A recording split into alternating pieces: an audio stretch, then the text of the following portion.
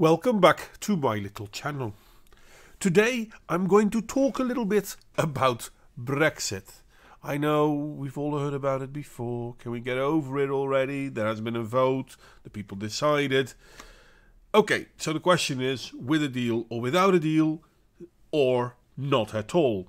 Funny enough, not at all is still something that they consider part of the options, which is weird considering that indeed they had a vote to leave.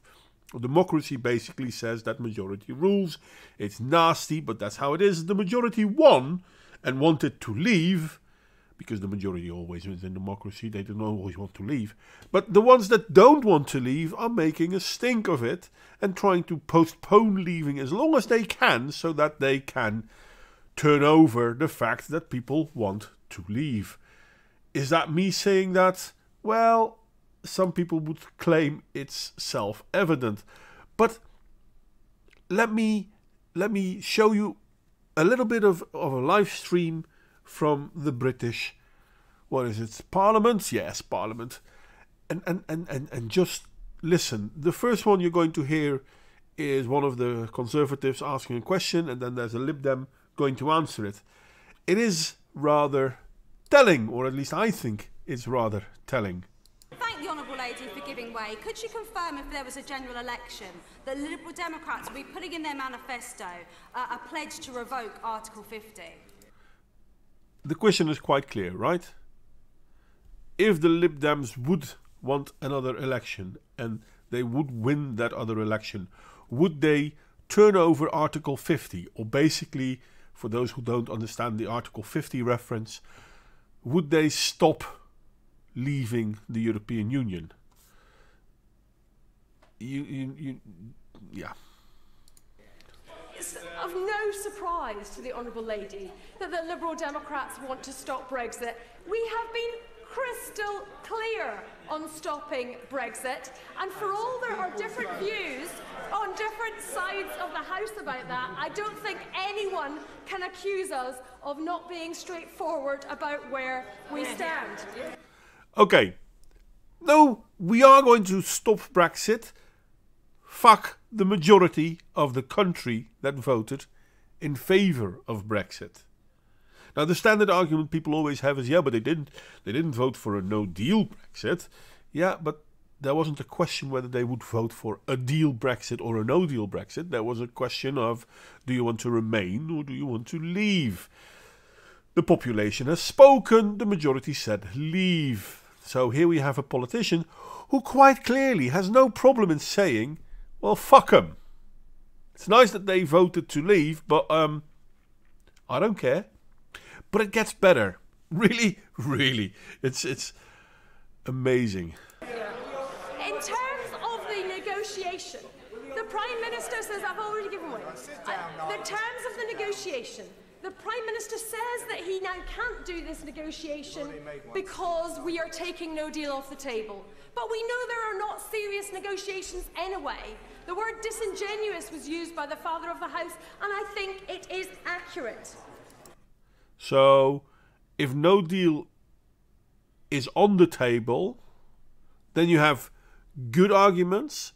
And if no deal is no longer on the table, then you can't have good arguments.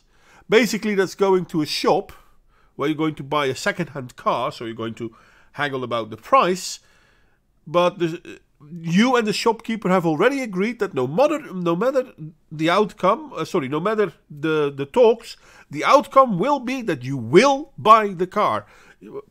Up front, right at the start, you say to the shopkeeper, okay, you know what, I'm going to buy that. Now let's talk about the price. No matter the outcome, I'm going to buy that.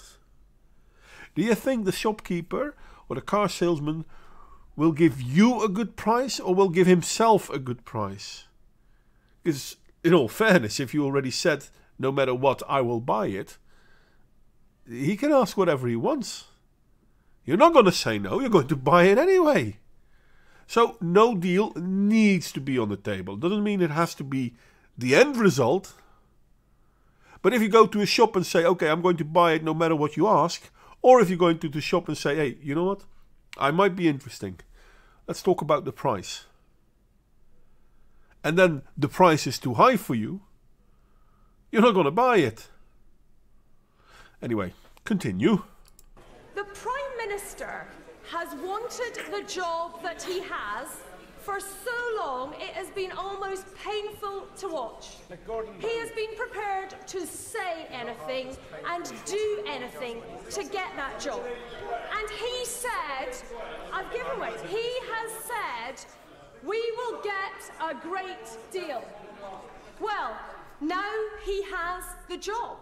That is the job. Go and get a great deal. And here is the kicker, or the funny part. Yes, Boris Johnson, you can have your face as well. I'll leave it on him for a while. Here's the funny thing. So he's supposed to get a great deal, but they're tying his hands on negotiation. Because, let's be honest, if you've already said, I'm going to buy the bloody thing, you're not going to get a great deal. You can only get a great deal when both parties have something to gain and both parties have something to lose. But if only one party has something to lose and only one party has something to gain, there isn't a way to make a good deal. Anyway, it's amazing to me that they blatantly speak out like, oh no, well, if we don't get what we want, we're going to do this. If we don't get what we want, we're going to do that. If we win the next elections, we're going to ignore the other ones. If we're going to get our way, we won't leave the European Union because we don't want to. The home of parliamentary democracy in the world, as far as I've been told, is Great Britain. And here you see what happens when you have career politicians. Here America's way worse, don't get me wrong, but here you see what happens when people don't feel that they have to answer to anyone. Well, yeah, in 4 years or 5 years, I could be voted out, but who cares? For the time being, I'm here, and the rest of the Great Britain has to do what I say. This is the entitlement of these politicians. Whether there will be a good or a bad way for Britain to leave the European Union, funny enough, to me at this point in time isn't even the issue anymore. Now, were I in favour of a Brexit or weren't I in favour of a Brexit isn't an issue anymore. You had a vote. People decided. I'm no fan of European Union, don't get me wrong. I live in the Netherlands. I can remember that when the European Union had the Ukrainian deal to put on the table, so to speak, they gave the Dutch people a referendum whether we were in favour of it or not. The Dutch people voted against it. So they had a second referendum, not really changing anything, if we were in favour now. Again, the Dutch people voted against it. Then there was a third referendum on the same bloody thing. Well, as you may have imagined, a lot of people stopped caring, so they didn't really go out to vote. But this time, the thing that the European Union wanted, the Ukrainian deal, won. I don't have to tell you that wasn't the fourth referendum, right? Because people like this only want you to be able to vote as long as you vote what they want you to vote. And as soon as you don't, well, fuck you, we'll find a way around it. Now, unfortunately, in the Netherlands, a lot of people, they noticed it. There was a little bit of a stir. I wouldn't say uproar because there wasn't an uproar, but there was a little bit of a stir. People were upset about it, but everyone went its merry way. Nobody seemed to care. Now, this is how these people stay in power. And I'm glad that in the UK there are still politicians out there who will say, you know what, even if it's costing me my job, this is what the people voted for, this is what we're going to do.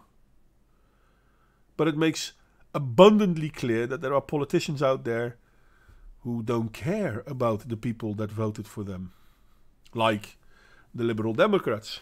It's amazing they call themselves liberal.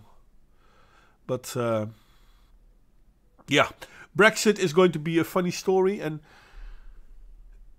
personally I would say the European Union should dissolve. It's totally not what it was supposed to be. It was supposed to be a union of nations working together. It has become a union of nations under the yoke of unelected officials.